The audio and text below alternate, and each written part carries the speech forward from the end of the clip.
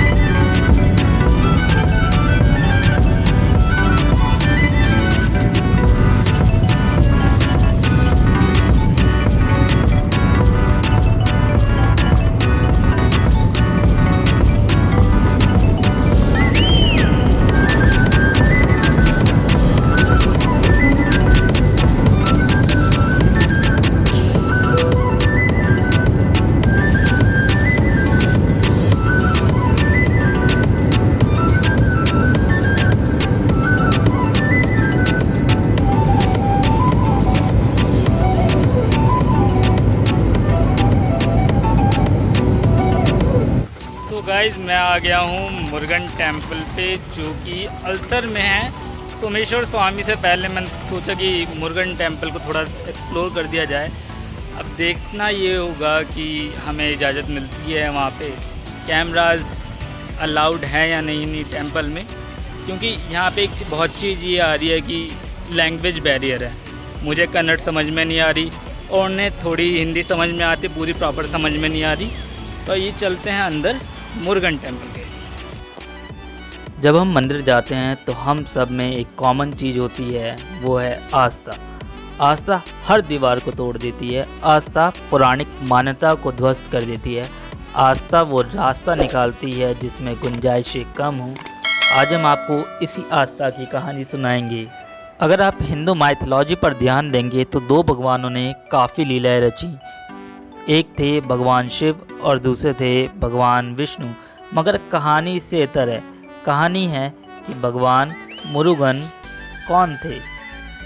बहुत कम लोग ही जानते होंगे, शिव के दूसरे पुत्र कार्तिकेय को सुब्रमण्यम, मुरुगन और स्कंद भी कहा जाता है। इनकी जन्म कथा भी विचित्र है। दो कथाएं निकलती हैं।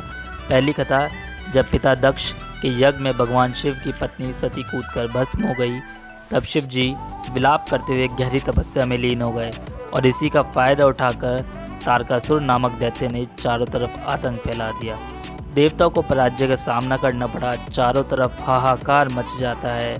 तभी देवता ब्रह्मा जी से प्रार्थना करते हैं और ब्रह्मा जी कहते हैं कि तारक का अंत शिव पुत्र ही करेगा।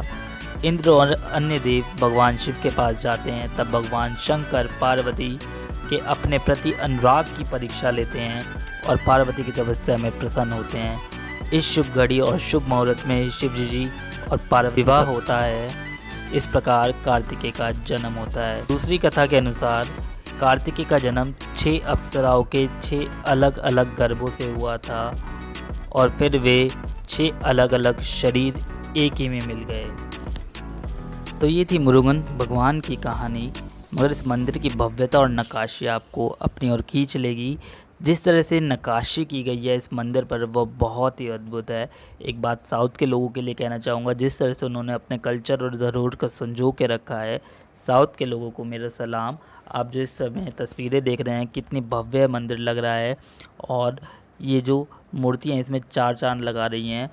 अगर आप कभी भी साउथ की तरफ जाएं तो साउथ के मंदिर के टेम्पल को विज़िट ज़रूर करिएगा।